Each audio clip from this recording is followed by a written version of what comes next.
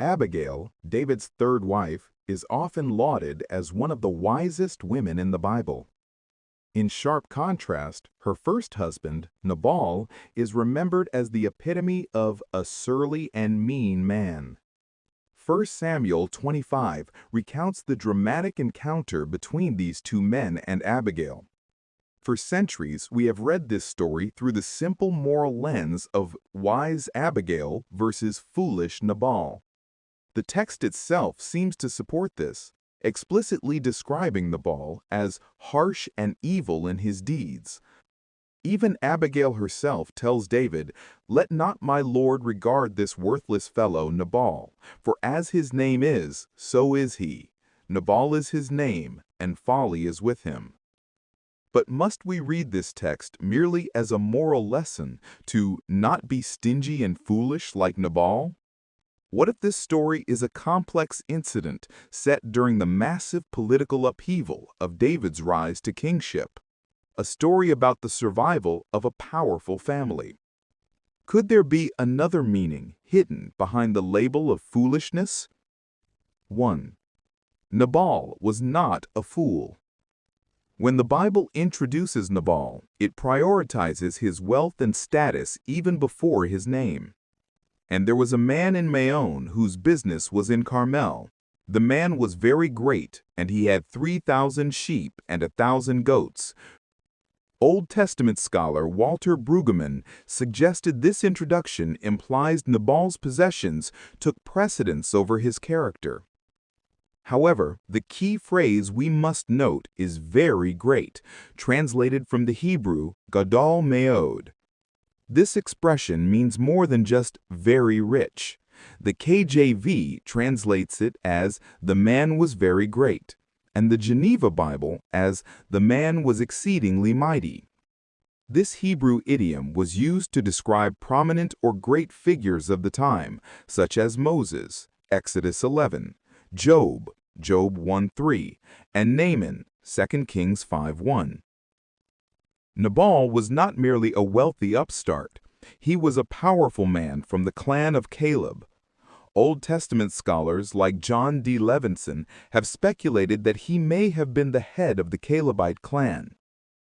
He was a great man in his region, possessing significant power and hundreds of servants to protect his assets. 2. Nabal is not a name, but a political stigma. If he was such a great man, why was he called Nabal, which means fool? As Professor Kang Sa-moon of Presbyterian University and Theological Seminary points out, Nabal was likely not his real name, but a derogatory nickname meant to define his character with contempt.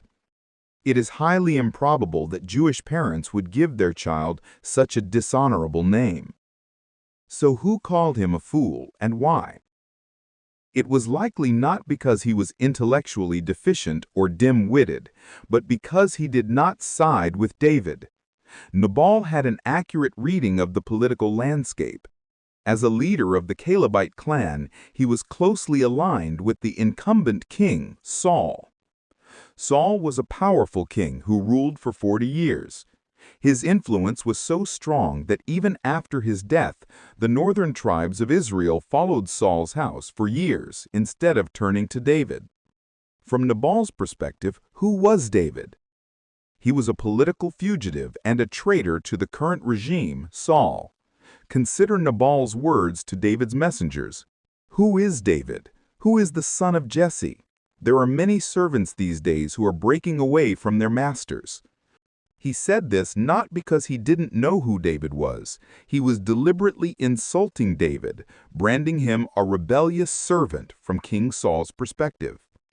In modern terms, Nabal was part of the conservative establishment, and his political loyalties were clear. 3.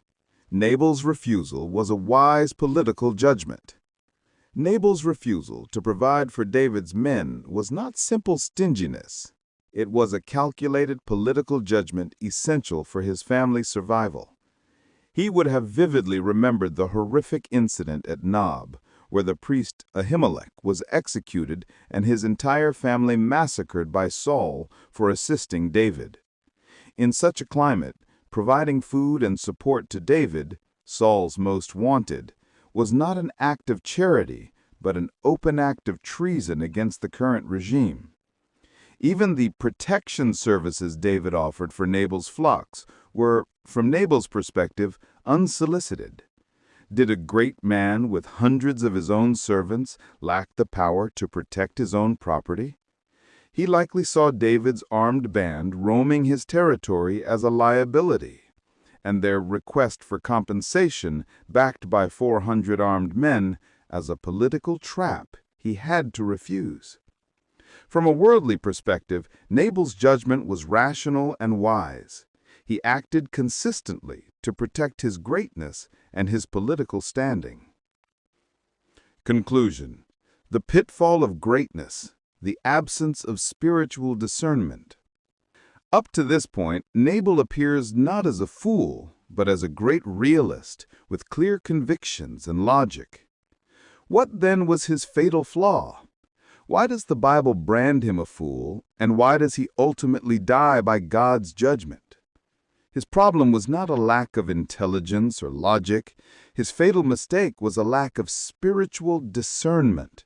Nabal was astute in reading the logic of the world, but he was completely blind to the providence of God working behind the scenes. He judged David only by his political reality, a rebellious servant and a fugitive, but he failed to see the spiritual reality that David was God's anointed and the future of Israel. He saw the immediate power of Saul's 40-year reign, but he could not see God's new plan that was bringing that era to a close. We can be just like Nabal. We too have our own rational standards, firm convictions, and our own greatness that we rely on. It might be our education, our wealth, our social status, or our unshakable political logic. But that very greatness and logic of ours can become the single greatest obstacle blocking the new work God is doing right in front of us. Nabal's tragedy was not that he was foolish or rich. His tragedy was that he trusted so completely in his own wealth, logic, and power that he failed to recognize the man of God and ended up opposing the timing of God. This story asks us a profound question today. Is it possible that your wisdom and your greatness, the things you trust in so deeply, are actually causing you to stand against the work of God? True wisdom begins when we lay down our greatness. It is the ability to recognize God's plan and join His work, even when it looks as small and weak as a wandering servant like David. That is true wisdom. Please consider subscribing and supporting Logos Community in our mission to spread the gospel. Thank you.